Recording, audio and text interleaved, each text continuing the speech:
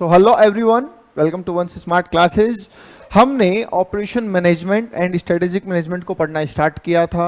Operation management की classes हम alternatively ले रहे हैं, मतलब कुछ क्लासेज हम ऑपरेशन मैनेजमेंट लेते हैं, कुछ हम एसएम लेते हैं, राइट। हालांकि अगर आप अलग अलग देखना चाह रहे हैं, जो रिकॉर्डिंग ले रहे हैं उनको कोई फ़र्क नहीं पड़ेगा, क्योंकि हम ओएम की क्लासेस को अलग सेपरेटली रखते हैं, एसएम की क्लासेस को सेपरेटली रखते हैं। बट एज वी नो कि ओएम प्रैक्टिकल टॉपिक है और एसएम जो है वो थ्योरेटिकल कंटेंट है। होता क्या है, मोस्टली क्या होता है कि पहले हम अगर ओएम पढ़ाते हैं, जैसे हम अब इतने बैचेस पढ़ा दिए, तो एक्सपीरियंस ये कहता है कि अगर हम पहले ऑपरेशन मैनेजमेंट पढ़ाते हैं तो इंटरेस्टिंग टॉपिक है, इंटरेस्टिंग चीजें हैं, प्रैक्टिकल है, तो बच्चा बहुत मजे से उसको पढ़ लेता है, ठीक है। पर जब एसएम की बारी आती है और कंटिन्यूअसली 25 से 30 क्लास एसएम ही एसएम चलना है, तो उस टाइम बच्चे को बड़ा बोरियत सा लगता है कि सर पता नहीं ये तो थ्योरी है सर। तो अब थ्योरी तो थ्योरी रहेगी ना, उसका कोई सॉल्यूशन थोड़ी हमारे पास, तो उसका कोई भी सॉल्यूशन हमारे पास नहीं है, राइट। तो उसका सॉल्यूशन हमने क्या निकाला, वो ये इलाज हमने निकाला कि सर हम दो टॉपिक क्या करते हैं, ओएम का करवा देते हैं, फिर एक चैप्टर क्या करते हैं, एसएम का करवा देते हैं, फिर दो टॉपिक ओवन के करा देते हैं, फिर एसएम करवा देते हैं एक चैप्टर। तो इससे क्या होता है कि मिला जुला चलता रहता है और बोरियत भी नहीं आती और अच्छे से तैयारी भी हो जाती है, राइट।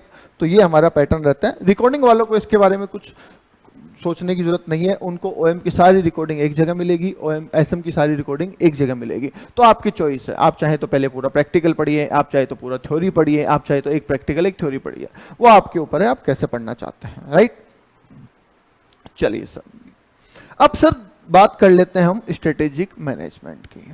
सर ये जो सब्जेक्ट है, ये सीएमए इंटर के सबसे टफेस्ट सब्जेक्ट में से एक माना जाता है। अब एक क्यों माना जाता है, उसका भी रीजन है सर, ठीक है।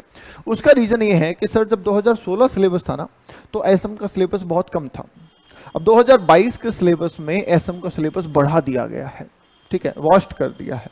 वास्ट कैसे किया समझिएगा कि इसमें कुछ टॉपिक इंट्रोड्यूस कर दिए गए, जो एग्जिस्टिंग टॉपिक थे उनमें कुछ टॉपिक इंट्रोड्यूस कर दिए गए, राइट। चलो कोई बात नहीं, सिलेबस बढ़ा दिया, वहां तक भी कोई दिक्कत नहीं थी।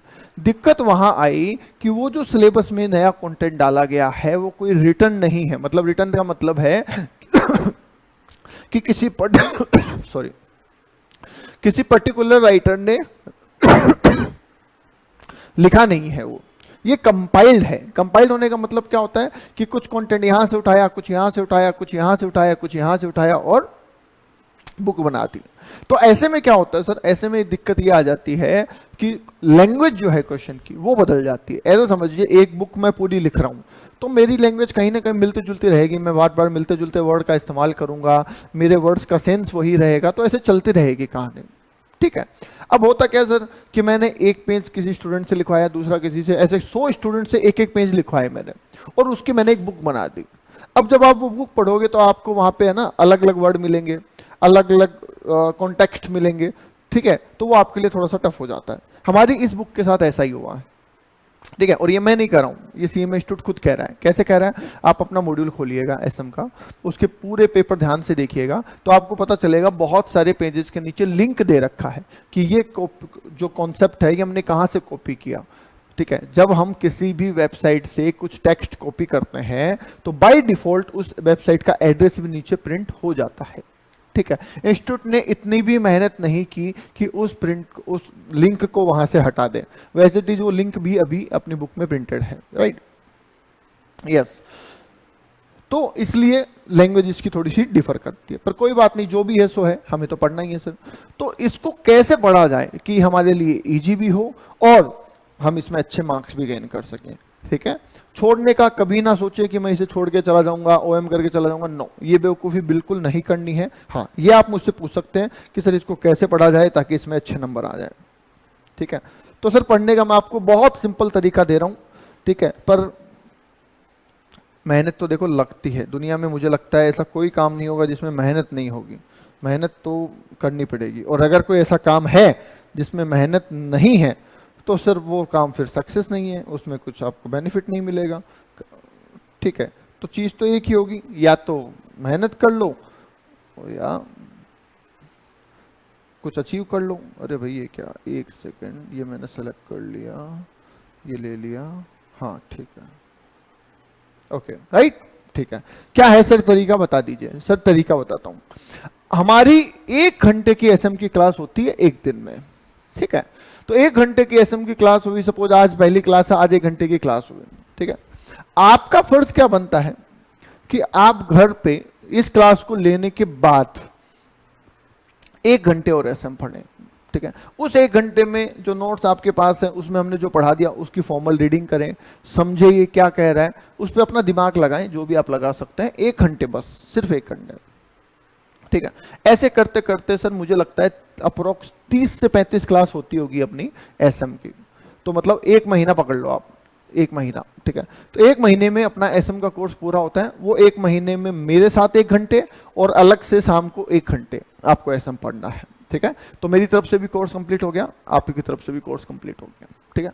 अब जैसे ही ये 1 महीना खत्म होगा, आपको फिर से वो शाम वाला 1 घंटा फिक्स रखना है ना। फिर शाम को 1 घंटे उसको पढ़ना स्टार्ट करना है। 1 महीने में आपका सिलेबस फिर से कंप्लीट हो जाएगा। इस बार आपको थोड़ा सा परेशानी कम होगी क्योंकि चीजें जानी पहचानी लगेगी, ठीक है, ठीक है। 1 महीने में फिर कोर्स कंप्लीट हो जाएगा। फिर चालू रखना है, बंद नहीं करना उसको, फिर 1 महीने पढ़ना है। अब हो सकता है आपका 25 दिन में ही कोर्स पूरा हो जाए, बंद नहीं करना है, फिर चालू रखना है। समझ रहे हो मैं क्या बोल रहा हूं? अपनी जिंदगी का 1 घंटा डेली का टिल द एग्जाम इस सब्जेक्ट को दे दो, आपके 40 में से 30+ मार्क्स आ जाएंगे, इस बात में कोई शक नहीं है।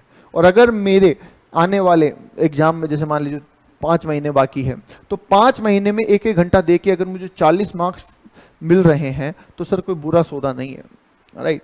तो ये करना है, सोचना नहीं कि सर किसी ने ये कहा, किसी ने वो कहा, भूल जाओ किसने क्या कहा।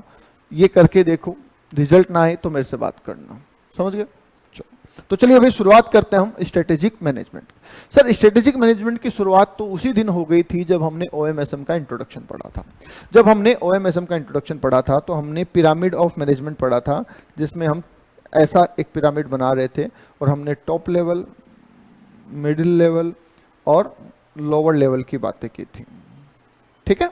तो हमने ये कहा कि सर टॉप लेवल पे कौन लोग होते हैं, जस्ट लाइक सीईओ, एमडी, ठीक है, सीएफओ, ये अगर इस तरीके के लोग होते हैं, राइट। तो ये जो लोग होते हैं इनका काम रूटीन ऑपरेशंस में एंगेज रहना नहीं है, इनका काम है स्ट्रेटेजी बनाना। इनका काम क्या है?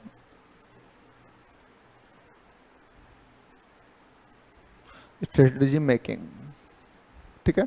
तो ये स्ट्रेटेजी बनाने का काम करते हैं सर, किस प्रोडक्ट को कंटिन्यू करना है, किस प्रोडक्ट को डिसकंटिन्यू करना है, ठीक है, समझ रहे हो, किस प्रोडक्ट को अमेंड करना है, उसमें कुछ नया वर्जन लेके आना है, किस बिजनेस को चालू रखना है, किस बिजनेस को बंद करना है, नया मार्केट स्टार्ट करना है, नई कंट्री में बिजनेस स्टार्ट करना है। इस तरीके के कुछ डिसीजन जो होते हैं वो यहाँ पे लेते हैं, जैसे प्रोडक्ट लॉन्चिंग, बिजनेस कंटिन्यूटी। तो इस तरीके के इनको लेने होते हैं डिसीजन मेकिंग। फिर सर कॉम्पिटिटर का क्या करना है, ये भी तो ये सोचेंगे कि कॉम्पिटिटर को क्या क्या इलाज करें उसका, ठीक है, ताकि वो हमें कम से कम परेशान कर पाए। ये सारी चीजें सोचने का काम किसका है? टॉप मैनेजमेंट का, राइट। तो टॉप मैनेजमेंट नई नई चीजें सोचता है, समझता है, प्लानिंग करता है और उसके हिसाब से स्ट्रेटेजी बनाता है, ठीक है, ओके। सर रूटीन लाइफ में तो हम भी स्ट्रेटेजी बनाते हैं, जैसे आप स्ट्रेटेजी बनाते होंगे कि कैसे पढ़ना है कि पास हो जाएं, अच्छे नंबर आ जाएं या रैंक आ जाएं। हम स्ट्रेटेजी बनाते हैं कि कैसे पढ़ाना है कि बच्चों के अच्छे नंबर आ जाएं, हमारे पास ज़्यादा स्टूडेंट्स का एडमिशन हो जाए, हमारी रेवेन्यू ज़्यादा हो जाए। ऑब्वियस सी बात है सर, ठीक है। हर आदमी की अपनी अपनी स्ट्रेटेजी होती है किसी न किसी चीज़ को लेकर। एक क्रिकेटर है, क्रिकेटर स्ट्रेटेजी बनाता है कि मैं कैसे खेलूँ कि मैं ज़्यादा रन बना पाऊँ, मैं ज़्यादा स्कोर कर पाऊँ। ऑब्वियस सी बात है। बॉलर की स्ट्रेटेजी होती है कि मैं कैसे ज़्यादा विकेट ले पाऊँ, कम से कम रन दूँ।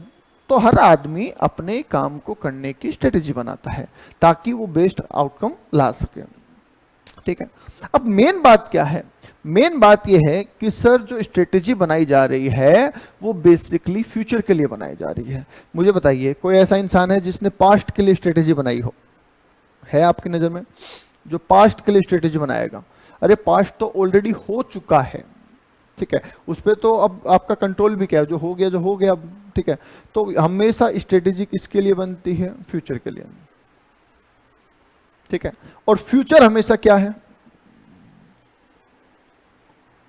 अनसर्टेन है, ठीक है। अब ऐसी पीरियड के लिए आप प्लानिंग कर रहे हैं, स्ट्रेटेजी बना रहे हैं जो कि अनसर्टेन है, राइट।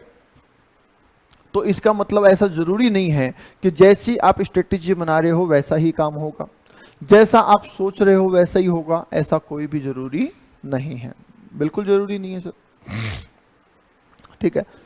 अब क्रिकेटर सोच के जाता है, हर मैच में सोचता ही होगा ना, हम ये सीरीज जीत लेंगे, मतलब कैप्टन सोचता होगा हम सीरीज जीत लेंगे, प्लेयर सोचता होगा कि मैं इतने रन बनाऊंगा, जरूरी थोड़ी है, हो सकता है कि वो 100 रन सोच के जाए और 5 पे आउट हो जाए। बॉलर सोचता है कि मैं आज बिल्कुल रन नहीं दूंगा, पर हो सकता है पहले ओवर में 20 रन पड़ जाए, 25 रन पड़ जाए, ठीक है। तो ऐसे में क्या वो ये सोचे, जैसे है ना, एक एग्जाम्पल ही ले लेते हैं अपन, है ना, एक क्रिकेट ग्राउंड है और यहाँ पे सर पट्टी पे मैच चल रहा है, ठीक है। एक बॉलर गया, और बॉलर कौन गया, किसी का भी नाम ले लो यार, मुझे तो आइडिया नहीं है कौन है, आर अश्विन ले लो, ठीक है, ये सर गए। अब इन्होंने सोच के गए थे कि 10 ओवर मुझे करवाने हैं, वनडे मैच है, 10 ओवर मुझे करवाने हैं और मैं 30 से ज्यादा रन नहीं दूंगा, बेस्ट प्ले करूंगा आज, ठीक है, 30 से ज्यादा रन नहीं दूंगा। फर्स्ट ओवर हुआ सर, और फर्स्ट ओवर में इनके 18 रन पड़ गए, ठीक है।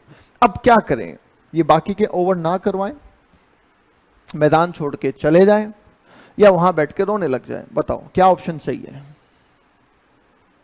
सर तीनों ही ऑप्शन सही नहीं है राइट, सर तीनों ही काम नहीं कर सकते, ये तो इन्हें क्या करना पड़ेगा, इन्हें स्ट्रेटेजी बनानी पड़ेगी, अपनी जो प्लानिंग है उसको चेंज करना पड़ेगा कि अब जो 9 ओवर बचे हैं मैं उनको इतना बेस्ट फेंकूं कि मैं उनमें 12 रन ही दूं। इम्पॉसिबल तो नहीं है, मैं कोई ये नहीं कह सकता इम्पॉसिबल है, हाँ मुश्किल है, टफ है, इम्पॉसिबल नहीं है, एम आई राइट, यस। तो इन्हें अपनी स्ट्रेटेजी चेंज करनी पड़ेगी, ठीक है। जो ये सोच के आए थे ना उस पर नहीं चलेंगे, उस पर चलेंगे तो पता नहीं 10 ओवर में हो सकता है कि 150 पड़ जाए, राइट। पर अब ये अपनी स्ट्रेटेजी चेंज करेंगे, इनको देखना पड़ेगा कि सामने प्लेयर किस मूड में खेल रहा है, पिच कैसा है, उन सब चीजों को ऑन द स्पॉट समझ के ये अपनी स्ट्रेटेजी को चेंज करेंगे। आगे बात सुनना, यस। तो ये है पॉइंट। तो ऐसे ही सर बिजनेसमैन जब अपनी स्ट्रेटेजी बना रहा है तो अच्छी बात है, वो तो अच्छी सब चीजें सोच के प्लानिंग करके अच्छे से बना रहा है, पर फ्यूचर में कुछ इवेंट ऐसे हो सकते हैं जिनकी वजह से एज एक्सपेक्टेड रिजल्ट नहीं आ रहे हो, तो बिजनेसमैन को क्या करना पड़ता है, उसे अपनी स्ट्रेटेजी को चेंज करना पड़ता है, राइट। तो इसलिए एक वर्ड यूज किया जाता है फिर मैनेजमेंट, ठीक है। अगर एक बार हमने कोई चीज बनाई और वो वैसे की वैसी ही होनी है, वो अलग हो ही नहीं सकती, तो मैनेजमेंट की सर जरूरत नहीं है। फिर मैनेजमेंट की जरूरत कहाँ है, मैनेजमेंट की जरूरत वहां है जहां पे हम कुछ काम करते हैं, ठीक है, जहां पे हम कुछ परफॉर्म करते हैं, पर वो आगे जाके हो सकता है कि थोड़ा चेंज हो जाए, तो हमें फ्लेक्सिबिलिटी दिखानी होगी और उसके हिसाब से काम करना पड़ेगा। अब जैसे हमने मार्केटिंग टीम को बोला, हो सकता है वो मार्केटिंग जो हम कर रहे हैं वो काम नहीं आ रही, तो स्ट्रेटेजी चेंज करो, ठीक है। तो हमें हमारी स्ट्रेटेजी टाइम टू टाइम बदलनी पड़ सकती है, और क्योंकि इसमें बहुत सारे लोग इन्वॉल्व है, आप अकेले नहीं हो, आपके एम्प्लॉई हैं, सप्लायर्स हैं, कस्टमर्स हैं, बहुत से लोग हैं, तो इसलिए इसको मैनेज करना जरूरी हो जाता है, ठीक है। तो दैट्स वाई यहाँ पे हमारे सब्जेक्ट का नाम बनता है स्ट्रेटेजिक मैनेजमेंट, जिसके अंदर टॉप मैनेजमेंट पहले स्ट्रेटेजी बनाएगा और फिर उसको टाइम टू टाइम मैनेज भी करेगा। आगे बात समझ में, तो पूरा खेल किसका है, टॉप मैनेजमेंट का। तो इसलिए अब जब भी आप ये चैप्टर पढ़ेंगे, ये पूरा सब्जेक्ट पढ़ेंगे, आप अपने आप को किसी कंपनी के सीईओ समझेंगे, ठीक है। समझने में क्या जा रहा है, समझने के पैसे थोड़ा लग रहे हैं, तो आप अपने आप को किसी बड़ी कंपनी का सीईओ समझेंगे जब आप ये सब्जेक्ट्स पढ़ रहे होंगे। एज ए कंज्यूमर जवाब नहीं देंगे, ठीक है। मैंने पहले भी कहा था कि जनरली जब हम किसी से ऐसा कुछ पूछते हैं तो वो क्या करता है, वो कुछ जनरल जवाब देता है कि सर ऐसा। अरे एज ए कस्टमर नहीं सोचना आपको, आप स्ट्रेटेजिक मैनेजमेंट पढ़ रहे हो तो आपको एज ए मैनेजमेंट ही सोचना है, ठीक है। बोलो, क्लियर है पॉइंट, चलिए। तो करें स्टार्ट पढ़ना। आइए देखिए, इंडेक्स दिखा देता हूं एक बार मैं आपको। 4 ही चैप्टर है हमारे यहाँ, हालांकि बड़े बड़े हैं पर 4 ही चैप्टर हैं। तो ये जो चैप्टर है ना, ये हमने मॉड्यूल से ही लिए हैं, ठीक है। पर मॉड्यूल में क्या है कि बहुत सारी जगह हेडिंग्स नहीं है, सब हेडिंग्स नहीं है, पता ही नहीं चल रहा टॉपिक स्टार्ट कहाँ हुआ, टॉपिक खत्म कहाँ हुआ। तो इसलिए हमें क्या करना पड़ता है, हमें उसको अरेंज करना पड़ता है। तो हमने कोशिश की है कि ज़्यादा से बेटर तरीके से हम टॉपिक को पूरा एकदम सेपरेटली कर दें कि कहाँ से स्टार्ट हुआ, कहाँ पे एंड हुआ, किसका सब टॉपिक क्या है, वगैरह वगैरह। तो वो हम पूरी कोशिश करते हैं। उसके अलावा इंपॉर्टेंट पॉइंट्स को हाईलाइट करना, उनको कलर करना, इसलिए हम कलर नोट्स इसमें प्रोवाइड करते हैं, ठीक है।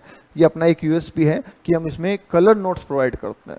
थ्योरी में अगर कलर नोट्स मिल जाए तो सर मज़ा आ जाए, प्रैक्टिकल में तो हो सकता है कोई फ़र्क नहीं पड़ता होगा, पर थ्योरी में अगर कलर नोट्स मिल जाए तो मज़ा आ जाता है सर पढ़ने में, ठीक है। तो आपको भी मज़ा आने वाला है। चलिए शुरू करते हैं।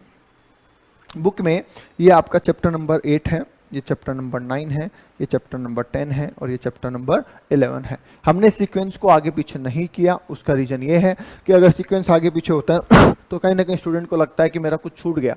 ऐसा कुछ भी नहीं छूटा है, 100% टॉपिक इसमें कवर है, 100%। बस इतना जरूर है कि उस टॉपिक को समराइज किया गया है, उसमें से अननेसेसरी चीज़ों को हटाया गया है, राइट। तो चलिए शुरू कर रहे हैं। Topic number 1, introduction. स्ट्रेटेजी होती क्या है। एक चीज की आप आदत डाल लीजिए कि सर हमारे यहाँ पे स्ट्रेटेजी को बार बार, मतलब हमारी इस सब्जेक्ट में एक ही चीज को बार बार डिफाइन किया गया है। तो आपको ये लगेगा सर मैं ये वाली डेफिनेशन लिखूं, मैं ये वाली लिखूं, सर कोई फर्क नहीं पड़ता है। आपको एग्जाम में जो याद आ जाए आप वो लिखो, कोई टेंशन लेने की जरूरत नहीं है, राइट। चलिए सर, तो स्टार्ट कर रहा हूं मैं। जहां मुझे लगेगी कि सिर्फ फॉर्मल बताना है तो फॉर्मल बताऊंगा, जहां मुझे लगेगा कि डिटेल में बताना है डिटेल बताऊंगा, और जहां मुझे लगेगा बहुत डिटेल में बताना है वहां बहुत डिटेल में बताएंगे, ठीक है। पर इतना यकीन मानिए कि जितना डिटेल में हम इस क्लास में पढ़ने वाले हैं उतना आपको मुश्किल से ही किसी और टीचर की क्लास मिलेगी जिसमें इतना डिटेल में बताया गया होगा, ठीक है। ओके, बाकी तो आप समझदार हैं। आइए, स्ट्रेटेजी। व्हाट इज स्ट्रेटेजी, ठीक है। देखो स्ट्रेटेजी की शुरुआत कहां से हुई थी। सर स्ट्रेटेजी कोई नया वर्ड नहीं है। जब महाभारत चल रहा था तो महाभारत में भी स्ट्रेटेजी काम आती थी, है ना। वहां पे भी स्ट्रेटेजी बनाई गई थी कि कैसे युद्ध जीता जाए, ठीक है। अब अलग अलग योद्धा थे, सबकी अलग अलग पावर, सबकी अलग अलग क्षमता, सबकी अलग अलग ताकत, मतलब सब में कुछ ना कुछ विशेष था। अब सर सब में कुछ ना कुछ एक्स्ट्रा है, कुछ ना कुछ यूनिक है, तो सबके लिए कॉमन स्ट्रेटेजी तो नहीं हो सकती। तो सबके लिए अलग अलग स्ट्रेटेजी, इसको ऐसे इसको ऐसे। तो जिसमें मेन जो एक है वो अभिमन्यु के लिए बनाई गई थी। ध्यान है, अभिमन्यु बड़ा पावरफुल योद्धा था, तो उनको समझ में आ गया कि भाई अभिमन्यु अगर युद्ध लड़ेगा तो हमें बड़ा नुकसान हो सकता है, तो इसको निपटाया जाए। अब कैसे निपटाया जाए, पर ये तो बहुत ताकतवर आदमी है, तो बोलता है चक्रव्यूह की रचना की जाए, ठीक है। अभी हिंदी में, अच्छा स्ट्रेटेजी को हिंदी में क्या बोलते हैं, स्ट्रेटेजी को हिंदी में क्या बोलते हैं, व्यूह रचना, ठीक है। इसको व्यूह रचना बोलते हैं, और चक्रव्यूह भी इसी का एक पार्ट होता है, राइट। तो बोला कि ऐसे नहीं कर सकते, इसको 7 चक्र का एक चक्रव्यूह बनाया जाए, ठीक है। तो उसको भेद पाना मुश्किल होता है। अब चक्रव्यूह में अंदर घुसना तो अभिमन्यु को आता था, पर निकलना नहीं आता था, राइट। तो वो उसमें फंस गया, राइट। तो वहां से शुरुआत हो गई थी, सोच लो आप, स्ट्रेटेजी की। कोई नया सब्जेक्ट नहीं है, राइट। चलिए, strategy is a set of goal directed action. Word ध्यान से सुनना, गोल डायरेक्टेड एक्शन। जैसा आपका गोल वैसी आपकी स्ट्रेटेजी। अगर कोई स्टूडेंट कहता है कि सर मुझे कोई नंबर बढ़िया ऐसा बहुत ज्यादा जरूरी नहीं है, मुझे तो सिर्फ पास होना है, तो नो डाउट वो अपने पढ़ने का शेड्यूल ऐसा बनाएगा जैसा उसे सिर्फ पास ही होना है। एक सेकेंड ना, एक लाइट चेक करो, 1 मिनट।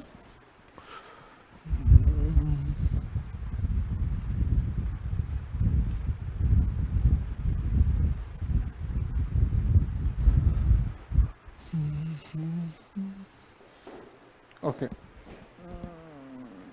अभी ठीक है। हाँ, थोड़ी ब्राइटनेस कम थी। तो जैसी आपका जैसा आपका गोल वैसी आपकी स्ट्रेटेजी। तो जिसे सर पास होना है ना सर, वो कभी भी रैंक नहीं ला सकता। जिसने मन में ये सोच लिया मुझे पास होना है सिर्फ, वो पास ही होगा, उसको रैंक कभी नहीं आ सकते। समझ गए बात को? और जिसने ये सोच लिया मुझे अच्छे नंबर लाने हैं, ठीक है, तो वो उस हिसाब से तैयारी करेगा, वो अपनी स्ट्रेटेजी उस हिसाब से बनाएगा। और जिसने स्टार्टिंग से ही सोच रखा है कि मुझे तो रैंक लेके आनी है, वो अपनी स्ट्रेटेजी उस हिसाब से बनाएगा। ठीक है, तो आप क्या चाहते हैं, आप उसके हिसाब से स्ट्रेटेजी बनाते हैं। सोचिए, एक आदमी सोचता है, जैसे ना मजदूर होता है, मैं आपको अलग अलग रियल लाइफ से मैं समझाना ज्यादा पसंद करूंगा कि सर जैसे मजदूर आपने देखे होंगे, है ना, अभी जैसे जयपुर ले लो, दिल्ली ले लो, हर जगह ना कुछ लेबर चौक होते हैं, आपने सुने होंगे लेबर चौक, राइट। जयपुर में जैसे गोपालपुरा बाईपास पे है और वैशाली नगर में है, ऐसे बहुत 200 फीट बाईपास पे, ऐसे बहुत सारी जगह है जहां आपने देखा होगा सुबह सुबह बहुत भीड़ होती है, लगभग 200 300 400 लोग खड़े रहते हैं। ठीक है, अब आपको लगेगा पता नहीं क्यों खड़े हैं, इतनी भीड़ क्या है, कोई लड़ाई हो गई, झगड़ा हो गया? कुछ नहीं है सर, वो लेबर है। ठीक है, तो वो लोग क्या करते हैं, उस लेबर चौक पे सुबह सुबह इकट्ठे हो जाते हैं। ध्यान से सुनिएगा, ठीक है। अब कॉन्ट्रैक्टर या कोई भी पर्सन, उनको जिसको लेबर की जरूरत है, वो वहां जाइए, उनको हायर करिए और उनको अपने काम पे ले जाइए। ठीक है, शाम को आपका काम खत्म, उनको दिहाड़ी दीजिए, वो फ्री, आप फ्री। समझ रहे बात को? जैसे मान लीजिए कि मुझे यहाँ पे ना कुछ कमरे का रेनोवेशन करवाना था कुछ, है ना, तो मुझे 2 लोगों की जरूरत थी कि 2 लोगों को बुला लूं और दिन भर काम करेंगे, सफाई वफाई कर देंगे, थोड़ा प्लस्तर वलस्तर कर देंगे, रिपेयरिंग कर देंगे, हो जाएगा काम। ठीक है, तो मुझे कोई भटकने की जरूरत नहीं है, मैं सुबह सुबह वहां जाऊंगा, वहां पे पूछूंगा हाँ भैया रिपेयरिंग आती है, रिपेयरिंग आती है। अलग अलग टाइप के लोग रहते हैं, कोई रिपेयरिंग करने वाला, कोई सफाई करने वाला, कोई मजदूरी करने वाला, कोई माल उठाने वाला, है ना, इस तरीके के हर तरीके के लोग होते हैं। तो वहां पे मुझे मिल गया एक क्या बोलता, मेशन बोलते हैं इसको, तो मेशन मिल गया, वो बोला हाँ मैं कर दूंगा सर। ठीक है, क्या लोगे? पैसे की बात हो गई, हमने बोला कि हमने एड्रेस दे दिया उसको कि यहाँ आ जाना, बोले ठीक है सर। वो यहाँ आया, काम किया, शाम को दिहाड़ी ली, चला गया। राइट, अब सोचो कि उनकी स्ट्रेटेजी क्या होती है? क्या उनकी स्ट्रेटेजी होती है? बिल्कुल होती है। आप ये बिल्कुल नहीं कह सकते कि सर वो दिहाड़ी कमा रहा है तो उसकी स्ट्रेटेजी नहीं है। बिल्कुल डेफिनेटली उसकी भी स्ट्रेटेजी है, राइट, उसकी भी स्ट्रेटेजी डेफिनेटली है। बट ठीक है, उसकी स्ट्रेटेजी क्या है?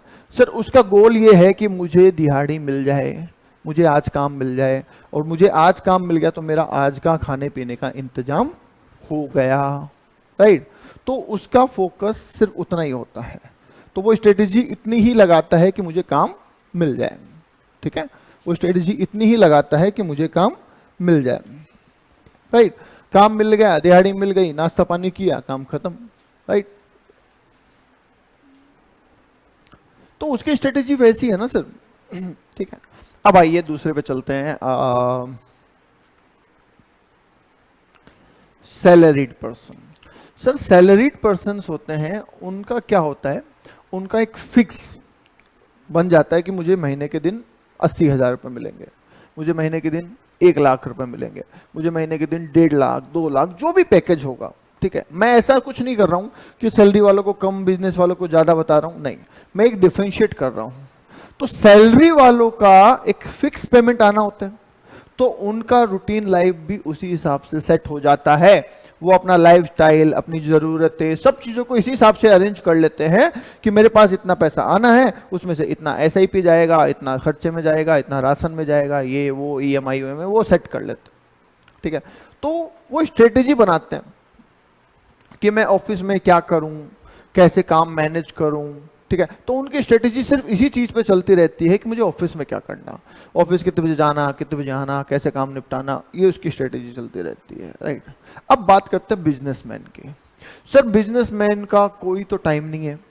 ठीक है, उसको सुबह 8 बजे भी काम करना पड़ सकता है, उसको रात को 8 बजे भी काम करना पड़ सकता है, उसको रात को 12 बजे भी काम करना पड़ सकता है। उसको एक बॉस से डील नहीं करना, उसको हजारों कस्टमर से डील करना है। ठीक है, उसको और वो दिमाग में ये बिजनेस और कर लूं, वो बिजनेस और कर लूं, ये भी कर लूं, वो भी कर लूं। तो बिजनेसमैन के लिए स्ट्रेटेजी सबसे ज्यादा इंपॉर्टेंट हो जाती है, राइट, क्योंकि उसके लिए स्कोप बड़ा वाइडर होता है, राइट। जितने भी सर बैट्समैन, जो क्रिकेटर्स हैं, जो टेनिस प्लेयर्स हैं, उनके लिए वो स्ट्रेटेजी होती है कि किस गेम को हमें कैसे जीतना है। ठीक है, पॉलिटिशियन के लिए स्ट्रेटेजी ये कि मुझे चुनाव कैसे जीतना है, इलेक्शन में मुझे क्या वादे करने हैं, क्या निभाने हैं, नहीं निभाने, वगैरह वगैरह, राइट। तो जैसा आपका गोल वैसी आपकी स्ट्रेटेजी, जो आप चाहते हैं उसी हिसाब से आप स्ट्रेटेजी बनाते हैं। तो सुनिए, हम जो स्ट्रेटेजी पढ़ेंगे वो बिजनेस के एस्पेक्ट में पढ़ेंगे, हम कोई क्रिकेटर के एस्पेक्ट में या किसी और के एस्पेक्ट में नहीं पढ़ रहे हैं, हम सारी स्ट्रेटेजी बिजनेस के एस्पेक्ट में पढ़ रहे हैं, तो उसी कॉन्टेक्स्ट में हम बात करेंगे। तो strategy is a set of goal directed actions a firm takes to gain. क्यों करता है वो इसलिए करता है to gain and sustain superior performance relative to the competitor. आप सुपीरियर परफॉर्मेंस चाहते हैं रिलेटिव टू द कॉम्पिटिटर। अब सुपीरियर परफॉर्मेंस क्या होता है वो समझिए कि सर देखिए, किसी भी चीज का, चाहे वो टेलीकॉम है, चाहे वो कोचिंग इंडस्ट्री है, कुछ भी हो, मार्केट एक फिक्स मार्केट होता है। जैसे सीएमए की कोचिंग क्लास की बात कर लेता हूं सर, पूरे इंडिया में मैं ये मान लेता हूं कि सीएमए इंटर के एक अटेम्प्ट में, जैसे जून 25, दिसंबर 25, जून 26, दिसंबर 26, किसी भी एक अटेम्प्ट की बात कर लेते हैं, मान लेते हैं इसमें 20,000 स्टूडेंट इनरोल होते हैं, मान लेते हैं, ठीक है। अब सर जितने भी OMSM पढ़ाने वाले टीचर होंगे, जितने भी ऑल ओवर इंडिया में, चाहे वो 100 है, 200 है, 500 है, जो भी है, ठीक है, उनके लिए टारगेटेड कस्टमर कौन है? ये 20,000 बच्चे ही तो है, ठीक है। चाहे वो दिल्ली बैठा हो, चाहे वो जयपुर हो, पुणे हो, कोलकाता हो, कहीं भी हो, टारगेट तो यही है, राइट। अब हम स्ट्रेटेजी ऐसी बनाना चाहते हैं कि मुझे इसमें सुपीरियर परफॉर्मेंस मिल जाए, कि सर इसमें से ज्यादा बच्चे मेरे पास हों, ठीक है, तो ओवर द कॉम्पिटिटर्स। तो ऐसे ही बिजनेसमैन के लिए, जैसे कि मान लीजिए टेलीकॉम कंपनी होती, तो सर जियो के लिए रिलायंस और वोडाफोन, सॉरी एयरटेल और वोडाफोन, ये कॉम्पिटिटर है, तो वो भी चाहेगा कि मैं कुछ ऐसी स्ट्रेटेजी बनाऊं, जियो के साथ मैं जियो टीवी फ्री दे दूं। स्ट्रेटेजी है या नहीं है भाई? जियो के साथ मैं जियो टीवी फ्री दे दूं तो कस्टमर कहीं ना कहीं मेरे पास आएगा और मैं सुपीरियर हो जाऊंगा अपने कॉम्पिटिटर से, राइट। तो ये है, तो इस हिसाब से चलता है। अब सुपीरियर परफॉर्मेंस अचीव करने के लिए कंपनी कंपीट करती है रिसोर्सेज के लिए, क्योंकि हमने इकोनॉमिक्स में पढ़ा था कि रिसोर्सेज आर लिमिटेड, राइट। तो रिसोर्सेज के लिए कंपीट करना पड़ता है। Strategy is good when it enable the firms to achieve the superior performance. अगर आपकी स्ट्रेटेजी आपको सुपीरियर परफॉर्मेंस दे रही है तो इसका मतलब वो स्ट्रेटेजी आपके लिए बेस्ट है, ठीक है। ओके भाई, सचिन तेंदुलकर है, सचिन तेंदुलकर को क्रिकेट का भगवान कहा जाता है, तो उन्होंने अपनी लाइफ में बहुत सारी स्ट्रेटेजी लगाई होगी, राइट, ठीक है, तभी उनको भगवान कहा जाता है। और जब उन्होंने वो स्ट्रेटेजी लगाई और उनसे उनको गेन होना स्टार्ट हुआ, तो उनको समझ में आ गया ये स्ट्रेटेजी मेरे लिए बेस्ट है, तो वो उसी हिसाब से चल रहे थे, राइट, ठीक है। तो यहाँ पे भी सुनिएगा, हमारे लिए कोई स्ट्रेटेजी बेस्ट कब है? जब वो हमें सुपीरियर परफॉर्मेंस प्रोवाइड कर रही हो। और वो कैसे पता चलेगा? पहला, diagnosis of the competitive challenge. Sir हमारे सामने जो कॉम्पिटेटिव चैलेंजेस है, क्या हमारी स्ट्रेटेजी उनका इलाज कर रही है? पहला ये देखिए। दूसरा, guiding policy to address the competitive challenges. क्या हमें वो पॉलिसी मेकिंग में मदद कर रही है जिससे हम कॉम्पिटेटिव चैलेंज को फेस कर सकें? And set a coherent actions to implement a forms guiding policy. कि सर साथ में कुछ बोलते ना इंस्ट्रक्शन या एक्शंस, मतलब कि भाई इस सिचुएशन में ये करना है, इस सिचुएशन में ये करना है, वो स्ट्रेटेजी हो सकती है, ठीक है। अब ऐसा मैं आपको ना बताऊं, रूटीन लाइफ में हमारे खूब स्ट्रेटेजी देखने को मिलेगी। आप अगर अपने घर से निकल के कोचिंग इंस्टीट्यूट जा रहे हो ना, तो आपको रास्ते में पता नहीं कितनी स्ट्रेटेजियां देखने को मिल जाएगी, ठीक है। अगर आप इंस्टाग्राम पे रील नहीं देख रहे हो तो, अगर इंस्टाग्राम पे रील देख रहे हो ना, फिर कुछ नहीं दिखेगा, ठीक है। और रील देख रहे हो, ढंग से देख रहे हो, उसमें भी थोड़ा पढ़ाई ढूंढ रहे हो, तो उसमें भी स्ट्रेटेजी मिल जाएगी। आप देखना, मैं आपको एक सोशल मीडिया का मजेदार स्ट्रेटेजी बताता हूं। सोशल मीडिया पे बहुत सारे लोग हेडिंग लगाते हैं, और हेडिंग इतनी खतरनाक लगाते हैं, और आधी लिखेंगे और नीचे लिख देंगे सी मोर, है ना, आप बन सकते हैं करोड़पति। कैसे? आगे लिख दिया सी मोर। अब आदमी के मन में आता है, यार करोड़पति बन सकता हूं मैं, कैसे बन सकता हूं, ठीक है। तो कहीं ना कहीं वो, उसको पता होगा फेक है, फिर भी वो क्लिक करेगा, मैं देखूं तो सही कैसे बन सकता हूं, राइट। तो वो क्लिक करेगा, सामने वाले को व्यू मिल जाएगा, लाइक मिल जाएगा, कुछ होगा, ठीक है। तो ये स्ट्रेटेजी है।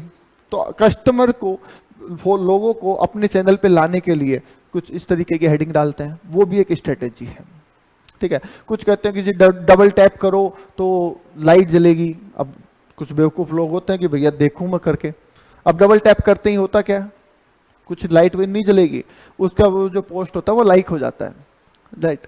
तो हो गया काम उसका, तो उसको तो लाइक चाहिए था। अब 99% लोग क्या करते हैं, लाइक करने के बाद अरे फालतू है छोड़ो, आगे बढ़ जाते हैं, उसको वापस रिमूव नहीं करते हैं, है ना। कितना मजेदार चीज है, आप समझो, आप मेरी पोस्ट पे गए, ठीक है, और मैंने कुछ लिख दिया कि आप डबल टैप करो आपको खुशखबरी मिलेगी, है ना। अब आपको लगा कि जीवन में साला ऐसे ही बहुत दुख है, चलो करता हूं, आपने डबल टैप किया, डबल टैप करते ही सर यहाँ पे ना लाइक का बटन हो गया, ओके, ठीक है, ओके। अब आपको लगा रहे कुछ नहीं हुआ, चलो आप आगे चले गए, तो मेरा तो लाइक बढ़ गया ना एक। इस तरीके से हजारों लाखों लाइक हो जाते हैं, चैनल ग्रो हो जाते हैं, राइट। ये स्ट्रेटेजी है, ठीक है। अब आप कहोगे सर आपको कैसे पता, आपने भी ऐसा किया है क्या?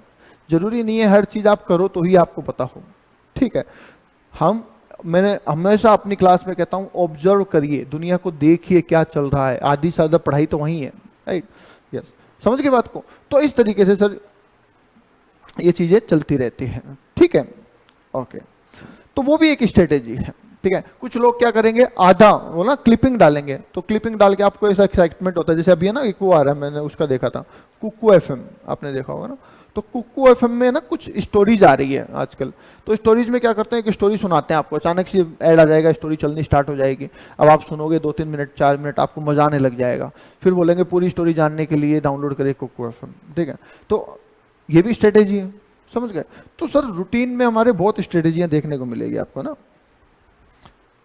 सब्जी वाला देखिए चिल्लाता रहेगा कि सेव 20 रुपए किलो, 20 रुपए किलो, 20 रुपए किलो। अब दूर से आदमी देखता 20 रुपए किलो सेव, वो आता है दूर से, अब आता है तो वो क्या बोलेगा, कुछ गले सड़े सेव पड़े होंगे, बोले ये 20 रुपए है और बढ़िया वाले 200 रुपए। तो अल्टीमेटली उसने बुला तो लिया ना कस्टमर को अपने पास। इस तरीके से चीजें चलती हैं, राइट, यस। तो बहुत सारी स्ट्रेटेजी है सर, आइए देखते हैं।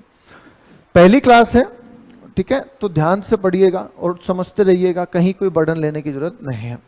फीचर ऑफ कॉम्पिटिटिव एडवांटेज, ठीक है। कॉम्पिटिटिव एडवांटेज का मतलब क्या है सर, इसमें क्या क्या चीजें आती है। पहला, forms competitive advantage is always relative not absolute, ठीक है। आपको कैसा फायदा मिलेगा कोई फिक्स नहीं है, सब अलग अलग होता है, हर पर्सन टू पर्सन डिफर करता है, ठीक है। To assess the competitive advantage we compare firms performance to a benchmark, ठीक है। सर कभी भी बिना बेंचमार्क के पता ही नहीं चलता कुछ। बेंचमार्क क्या होता है, बेंचमार्क का मतलब होता है स्टैंडर्ड्स, ठीक है। अगर स्टैंडर्ड्स नहीं होते तो हमें पता ही नहीं चलता अच्छा बुरा क्या है, ठीक है। आज सोचिए किसी के एग्जाम में 50% नंबर आए, अब आप इसे अच्छा मानोगे या बुरा मानोगे? ये तो आपको बचपन से बताया गया है कि सर 60% मतलब फर्स्ट डिवीजन, 48% तक सेकंड डिवीजन, 33% या 36% तक थर्ड डिवीजन, इससे कम फेल। तो ये तो बताए गए ना स्टैंडर्ड। मान लो ये स्टैंडर्ड नहीं होते, और ये स्टैंडर्ड नहीं होते और अब आपके 50% मार्क्स आए, तो बताइए बढ़िया है खराब है?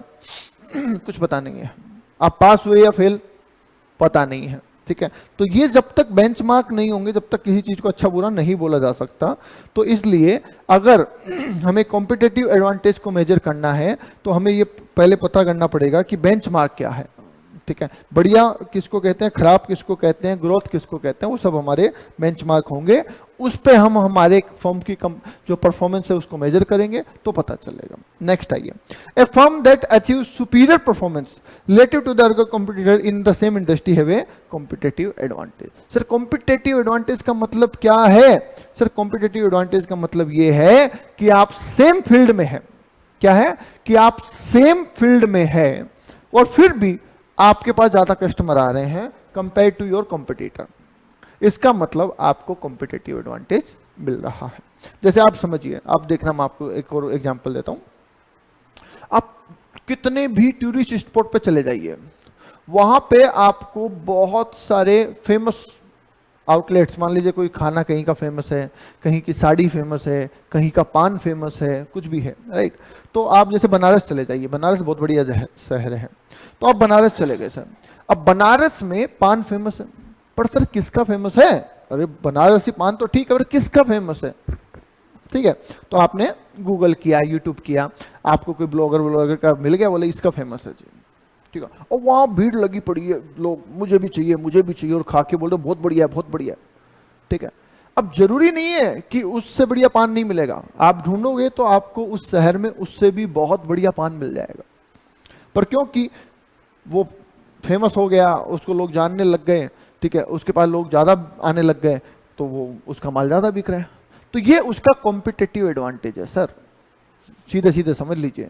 चीज वो भी वही दे रहा है, दूसरा भी वही दे रहा है, दूसरा उससे बढ़िया दे रहा है, पर क्योंकि उसकी स्ट्रेटेजी अच्छी थी, उसने अपनी मार्केटिंग अच्छी करी, उसने ब्लॉगर्स को बुला बुला के ब्लॉग बनवा लिए। आपको क्या लगता है कि जितने ब्लॉगर बनाते हैं कोई जेन्युइन होते हैं? नहीं, सब पैसे लेके बनवाते हैं, मोस्टली बहुत सारे पैसे लेके बनवाते हैं, राइट।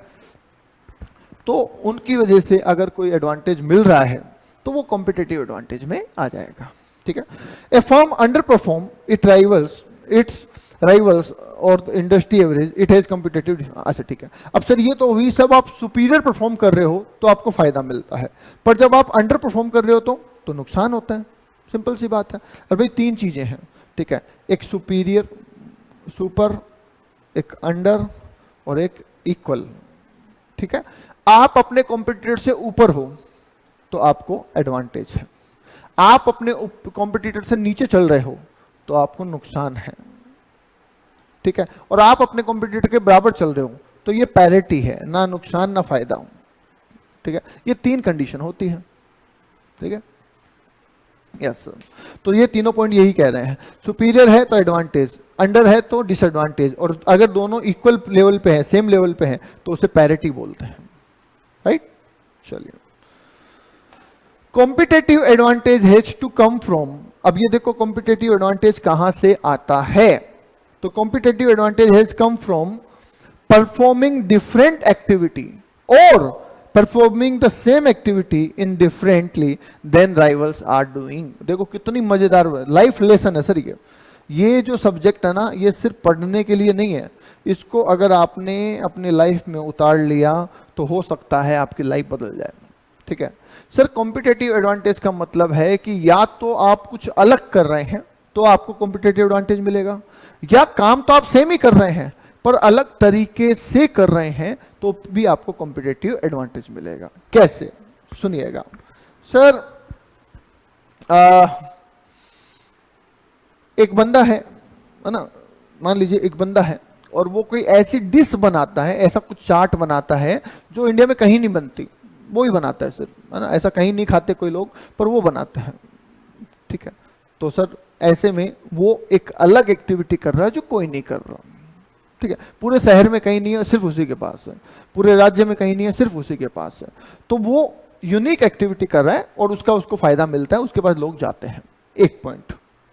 दूसरा पॉइंट, सर काम तो आप वही कर रहे हैं जो दूसरे कर रहे हैं पर अलग ढंग से कर रहे हैं, डोली चाय वाला है ना, ऐसे चाय बना रहा है भैया वो, ठीक है, गिलास उछाल रहा है, कुछ कर रहा है, तो काम तो वही कर रहा है पर अलग तरीके से कर रहा है ना। कुछ लोग रोटी बना रहे हैं, उछाल उछाल के बना रहे हैं, कुछ अलग अलग तरीके हैं सबके, राइट। तो काम तो आप वही कर रहे हो पर इन डिफरेंट वे कर रहे हो, तो आपको कॉम्पिटेटिव फायदा मिलता है, समझ गए? यस, तो ये फायदा होता है, तो इसको कहते हैं competitive advantage. Strategy is as much about deciding what not to do, ये भी बड़ा इंपॉर्टेंट पॉइंट है। जीवन में जरूरी नहीं है कि आप इसी पर्सन, देखो बहुत सारे लोग ना एक ही क्वेश्चन का आंसर ढूंढ रहे होते हैं, क्या करूं मैं, क्या करूं मैं, क्या करूं मैं, क्या करूं। इन बिटवीन अगर कोई कह देता है कि ऐसा मत करो, जैसे घर वालों ने कह दिया कि नहीं बेटा ये मत करो, तो वो थोड़ा चिढ़ जाता है कि ऐसे कैसे, क्यों नहीं करूं मैं, करूंगा मैं तो, आप कौन होते हो मना करने वाले, आप ऐसे मना कर सकते हो, मुझे कुछ करने तो दो। नो, स्ट्रेटेजी हमेशा ये नहीं कहती थी ये करो, स्ट्रेटेजी बहुत बार ये भी कहती है कि ये मत करो, समझ गए? जैसे एक मूवी का मैं आपको सीन बताता हूँ, है ना, किसकी थी, आई थिंक कोई दिलीप कुमार या ऐसी कुछ बहुत पुरानी मूवी थी, और नई मूवी में भी होता है सेम है। तो भैया ऑक्शन चल रहा होता है, तो ऑक्शन में है ना, ऐसे बहुत सारी नई मूवी में भी ऐसा स्कैन है, कॉपी हो चुका है कि सर ऑक्शन चल रहा है। अब ऑक्शन में मुझे पता है कि भैया मेरा ये कॉम्पिटिटर है, ये मेरा दुश्मन है, ठीक है, तो ये किसी भी हालत में मुझे नीचा दिखाने की कोशिश करेगा, ठीक है। अब मैंने बाहर ही तुमको है ना थोड़ा सा चिढ़ा दिया कि आज तो ये डील मैं करके जाऊंगा, तो कैसे भी हो जाए, चाहे मुझे अपने आप को बेचना पड़े, मैं ये डील करूंगा, ऐसा मैंने तुमको बाहर चिढ़ा दिया, ठीक है। अब तुम्हारी तो मेरे से दुश्मनी, तुम्हें तो मुझे नीचे दिखाना, तो तुमने कहा कि चलो मैं भी देखता हूं कैसे करते हो, ठीक है। बोली स्टार्ट हुई, कि जी ये फैक्ट्री बिक रही है 5 करोड़ रुपए में, बोली लगाई है। मैंने कहा जी 6 करोड़, ठीक है, अब तुमको मुझे नीचे दिखाना, लेने नहीं देना, तुम कह रहे हो 7 करोड़। तो मैंने और दोस्त में बोला 8 करोड़, उसने कहा 8.25 करोड़। मैंने कहा 10 करोड़, तो कहता 10.25 करोड़। मैंने कहा 12, तो कहता 15, मैंने कहा 20, ठीक है। अब वो था ना जुनून में इतना चढ़ चुका, उसको समझ ही नहीं आ रहा हम क्या बोल रहे हैं, राइट।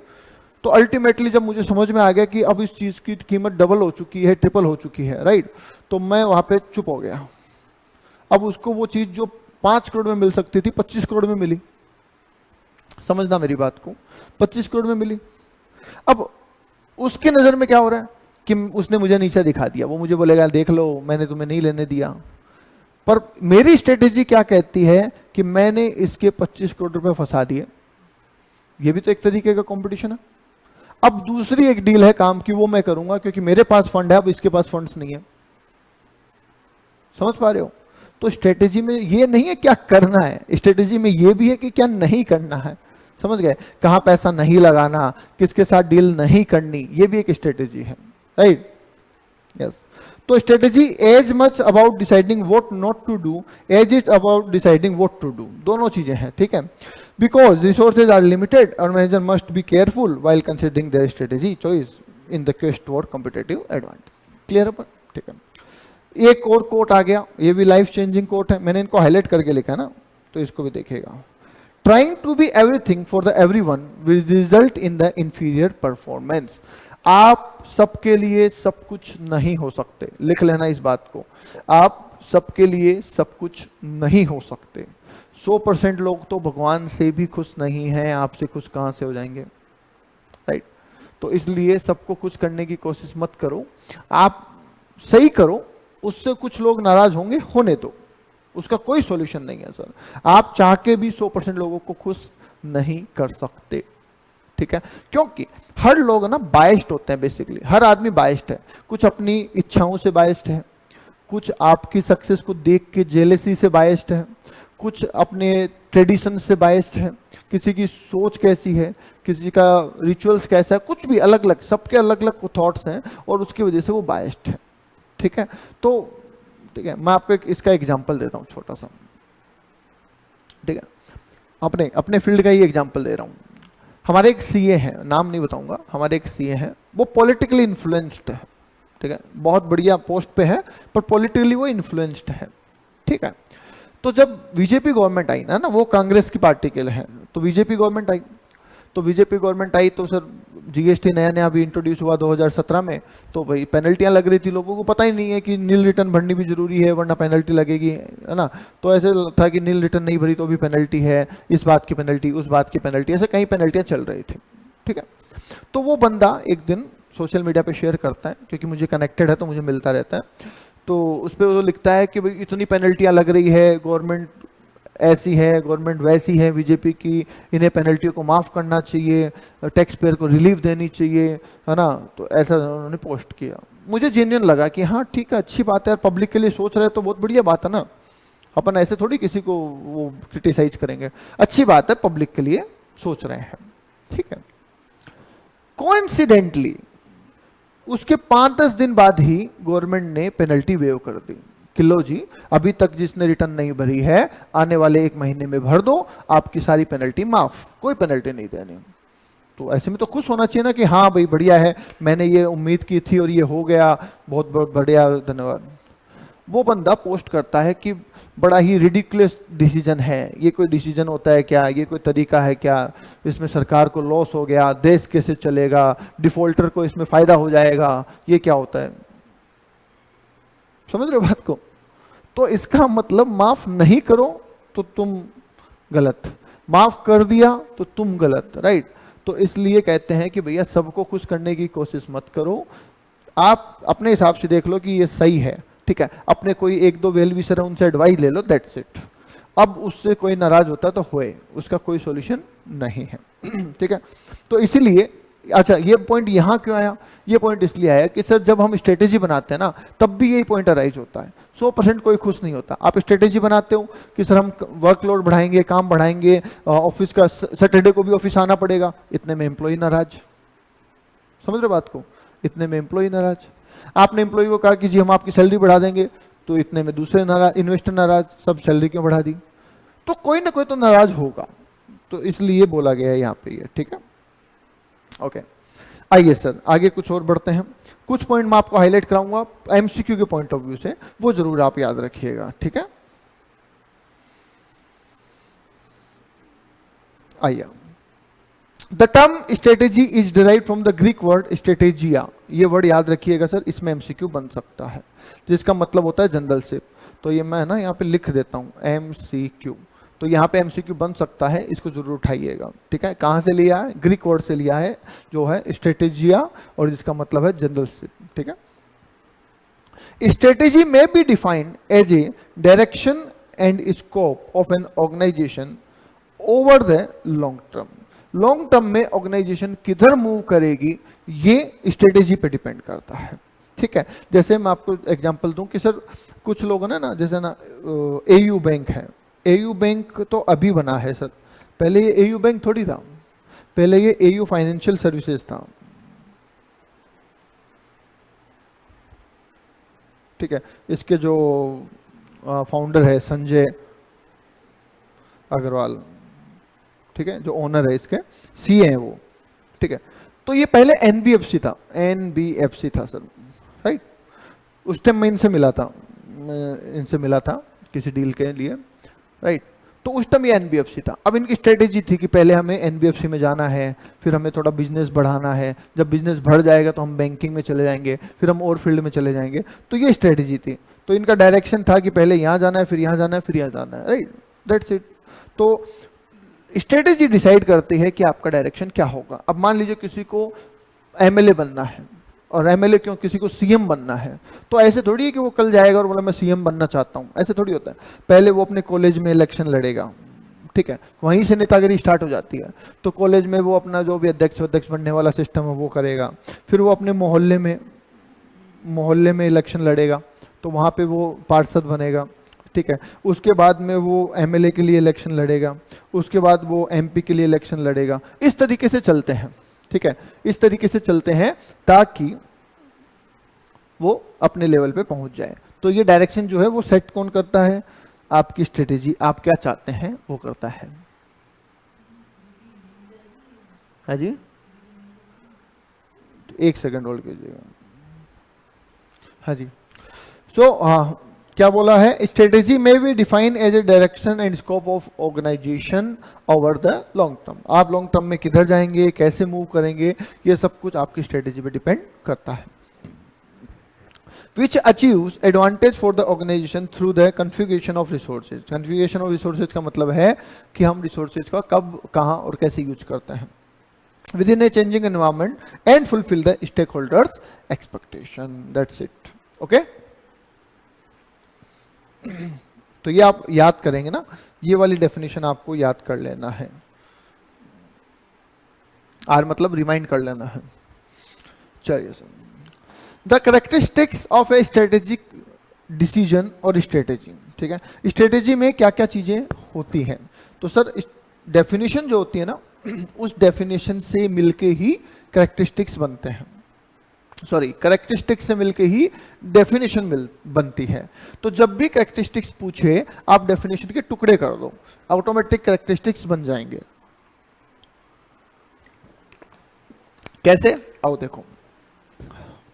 पहला कि सर स्ट्रेटेजी जब भी बनाई जाती है तो वो लॉन्ग टर्म नजरिए से बनाई जाती है। तो अभी पढ़ाई था हमने डेफिनेशन में कि लॉन्ग टर्म डायरेक्शन डिसाइड करती है। दूसरा, सर स्ट्रेटेजी इसलिए बनाई जाती है ताकि हमें एडवांटेज मिले ओवर द कंपटीशन, मतलब सुपीरियर एडवांटेज, जो बात करें सुपीरियर परफॉर्मेंस, वो हमें मिले और हमें कॉम्पिटिटिव एडवांटेज हो, इसके लिए हम स्ट्रेटेजी बनाते हैं, ठीक है।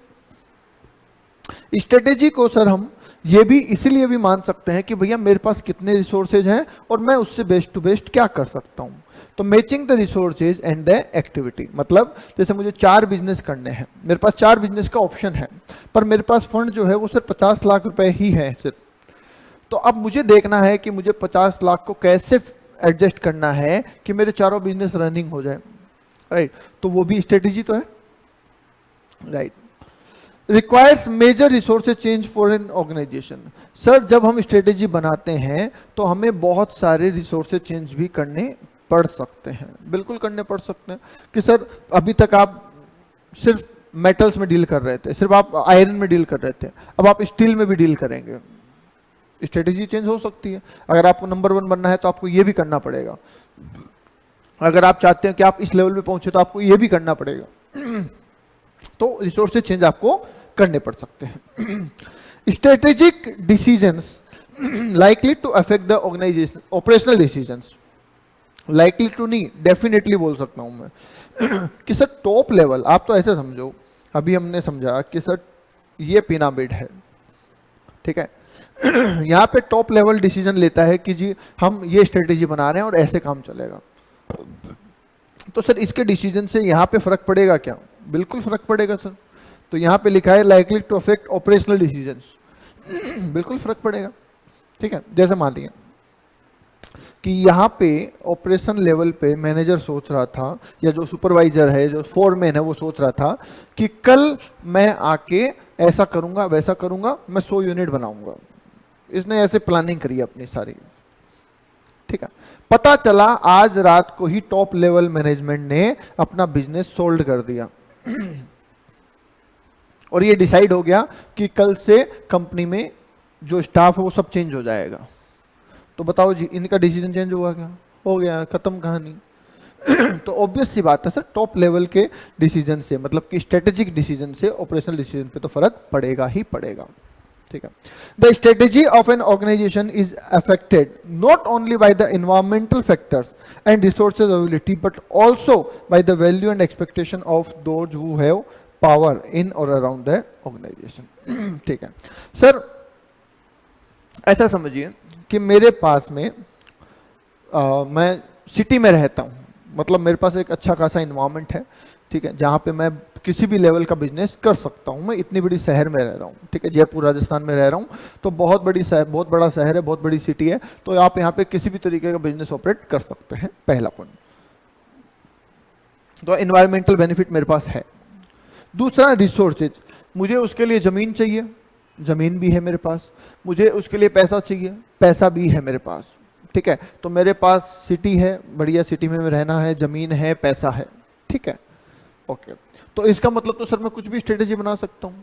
आंसर इज नो, ठीक है। हमने जो स्ट्रेटेजी बनाई, उस स्ट्रेटेजी से मान लीजिए ऐसा कुछ हो रहा था जो कि हमारे समाज के हिसाब से सही नहीं है, ठीक है, हमारे परिवार की परंपरा के हिसाब से सही नहीं है, तो पिताजी ने कह दिया कि नहीं, ये काम नहीं करना है जी, ठीक है। तो फिर भाई साहब वहां पे ना तो आपको पैसा काम आएगा, ना आपको एनवायरनमेंट काम आएगा, आपकी स्ट्रेटेजी पे ऐसे ही इफेक्ट हो जाएगी। जैसे मैं आपको एक एग्जांपल देता हूं, नाम नहीं लूंगा मैं, ठीक है। एक बहुत बड़े आदमी, ठीक है, बहुत बड़े आदमी, मतलब आज उनका नाम आता है पूरे वर्ल्ड में, ठीक है, इंडिया के टॉप मोस्ट में से। तो है ना, मैंने उनकी बायोग्राफी पढ़ी थी, मैं वहां से बोल रहा हूँ। अब यार मुझे पूरे फैक्ट याद नहीं है, इसलिए मैं नाम नहीं लेना चाह रहा, ठीक है। तो सर बहुत बढ़िया आदमी, बहुत बढ़िया आदमी, ठीक है, बहुत पैसे वाले और बढ़िया आदमी। तो उनके बेटे ने एक बिजनेस स्टार्ट किया, ठीक है, बेटे ने, ये तो वो सीनियर मोस्ट आदमी, उनके बेटे ने एक बहुत बड़ा बिजनेस स्टार्ट किया और बहुत फायदेमंद बिजनेस था, प्रॉफिटेबल बिजनेस था, ठीक है, प्रॉफिटेबल बिजनेस चल रहा था। पर इस बिजनेस में जो है गाय के मांस का इस्तेमाल हो रहा था सर, गाय के मांस का इस्तेमाल हो रहा था। इनको ये बात पता नहीं, सेठ जी को ये बात पता नहीं, तो सेठ जी को पता नहीं और बेटा जी ये काम कर रहा और बढ़िया कमा रहा। किसी दिन सेठ जी को पता चला कि ऐसा है, ठीक है। सेठ जी ने बेटे को बुलाया और पूछा कि भाई ये मुझे पता चला है, क्या ये बात सही है? बेटे ने कहा बात तो सही है। तो कहते हैं कि बेटा इस बिजनेस को आज और अभी के अभी बंद कर दो। वो कहता है प्रॉफिट और प्रॉफिट से मतलब नहीं है, ये हमारे जो पारिवारिक सिद्धांत है उनके हिसाब से सही नहीं है, तो हम इसको नहीं करना चाहते, इसे अभी बंद कर दो, चाहे हमें नुकसान हो चाहे कुछ भी हो। समझ गए? तो इसलिए बोला गया है कि स्ट्रेटेजी सिर्फ रिसोर्सेज वगैरह से इफेक्ट नहीं होती, स्ट्रेटेजी उन लोगों से भी इफेक्ट होती है जिनकी, उनकी वैल्यूज क्या है, उनकी उम्मीदें क्या है, उनसे भी इफेक्ट होती है। बोलो आगे बात सुनना।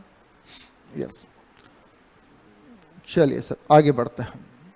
Consequences of the characteristics of strategy. अब सर स्ट्रेटेजी तो हमने पढ़ ली, उसके कैरेक्टरिस्टिक्स भी पढ़ लिए, मतलब उसमें क्या अच्छा है क्या होना चाहिए वो सब पढ़ ली। पर सर कोई भी चीज़ ऐसी नहीं है जो 100% सही अच्छी ही हो, कुछ ना कुछ नुकसान हर चीज़ के होते हैं। यहाँ तक कि अगर पानी ज़्यादा पी लोगे ना तो उसका भी नुकसान है, खाना ज़्यादा खा लोगे तो उसका भी नुकसान है, राइट? यस। तो स्ट्रेटेजी में क्या प्रॉब्लम आ सकती है वो सुनिए, या फिर स्ट्रेटेजी में कमियां क्या है हो सकती है वो सुनिए। सबसे पहला पॉइंट, सर स्ट्रेटेजी बनाना ही कॉम्प्लेक्स है। सबसे पहली बात तो कहना आसान है स्ट्रेटेजी बना लेंगे ऐसा कर लेंगे, नहीं, स्ट्रेटेजी बनाना बहुत टफ है, क्योंकि बहुत सारी चीज़ों को समझना पड़ता है ना। मैं एक चीज़ समझने जाता हूँ दूसरी उलझ जाती है, दूसरी समझने जाता हूँ तीसरी, क्योंकि बहुत वाइडर स्कोप पे हम काम कर रहे होते हैं, राइट? तो स्ट्रेटेजी में पहली बात तो उसको बनाना और समझना बहुत टफ होता है। दूसरा, सर अनसर्टेनिटी की कहानी है, आप बना तो रहे हैं पर आगे तो कुछ पता ही नहीं है।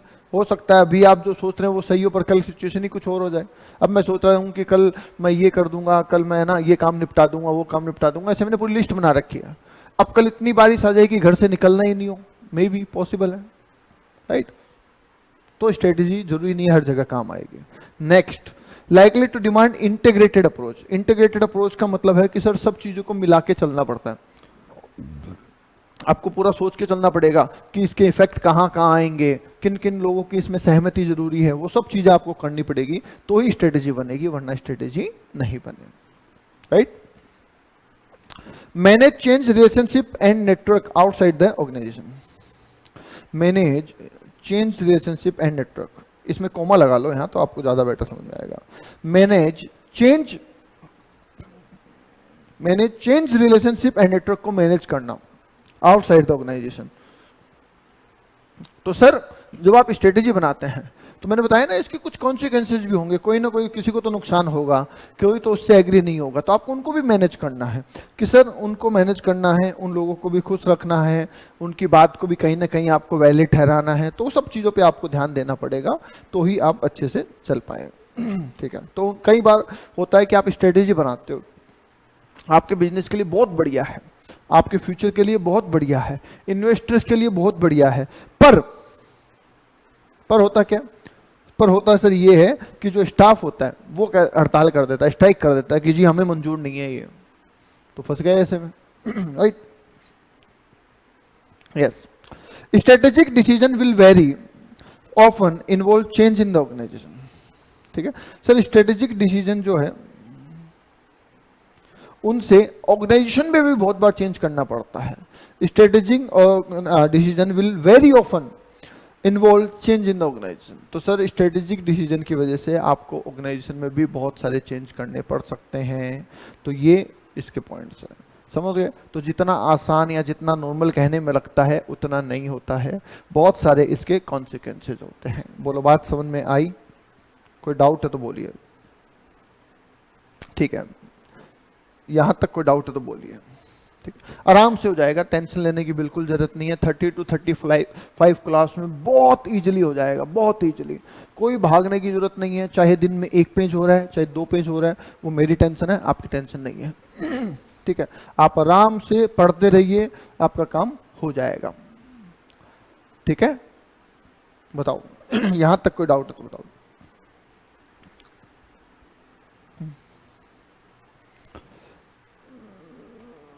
ठीक है, तो ये हमारा हो गया, यहाँ से स्टार्ट हो गया है। स्ट्रेटेजी क्या होती है मैं रिपीट कर दूं हल्का फुल्का। सर स्ट्रेटेजी क्या होती है? सर जैसा गोल वैसा डायरेक्शन, और गोल डायरेक्टेड एक्शंस के जो होते हैं उससे हमारी स्ट्रेटेजी बनती है। ठीक है, जो स्ट्रेटेजी हमारी प्रॉब्लम, हमारे जो कॉम्पिटिटिव एडवांटेज चैलेंज है उनके प्रॉब्लम सोल्व कर दे, उसमें हमें गाइड कर दे, उसके एक एक्शन सीट हमें बना के दे दे, वो सही है। कॉम्पिटिटिव एडवांटेज एक बहुत बढ़िया इंपॉर्टेंट पॉइंट है। जब हम हमारे कॉम्पिटिटर से सुपीरियर परफॉर्म करते हैं तो हमें एडवांटेज मिलता है, अंडर परफॉर्म करते हैं तो हमें डिसएडवांटेज मिलता है, इक्वल परफॉर्म करते हैं तो पैरिटी होती है। ठीक है, तो कुछ बातें यहाँ पे आपको कैरेक्टरिस्टिक्स बताई गई थी, कुछ बातें आपको कंसर्न्स बताए गए थे, इन सबको ध्यान में रखना है। ठीक है, और आराम से तसल्ली से 1 घंटे वाला कॉन्सेप्ट याद रखिएगा, इसको आपको पढ़ना है, राइट? 1 घंटे पढ़ लीजिए, मैं कहता हूँ कुछ भी एक्स्ट्रा नहीं करना पड़ेगा आपको। राइट, 1 घंटे की क्लास, 1 घंटे का ये टिल द एग्जाम ये लेते रहिए। 1 महीने बाद कोर्स तो कंप्लीट हो जाएगा, फिर आपको सिर्फ 1 घंटे पढ़ना है एसएम को, राइट। चलिए आज के लिए इतना ही, थैंक यू, फिर मिलेंगे नेक्स्ट क्लास में।